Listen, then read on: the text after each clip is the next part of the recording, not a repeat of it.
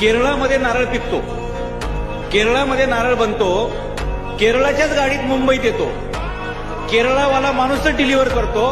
हे सगळेच असल्यामुळे केरळातल्या नारळाला भाव मिळाला नाही असं कधीच झालं नाही. नारळ तिथे लईत लई तुम्हाला सांगतो 8 रुपयाला जागेवरती शेतातून उचलला जातो. एका नारळाला वर्षाला किमान 500 नारळ लागतात.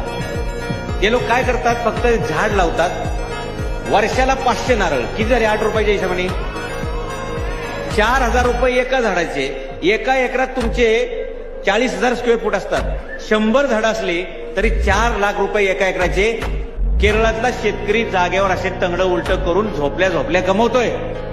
आणि इथं आम्ही 40 दिवस काम केलं तरी आम्हाला 4000 रुपये मिळण्याची मुश्किल आहे. कारण धंदा कसा करायचा हे आम्हाला कोणी शिकवलं नाही. नारळ फोडायला शिकवले, प्रसाद खायला शिकवला, पण नारळ विकायला शिकवलं नाही.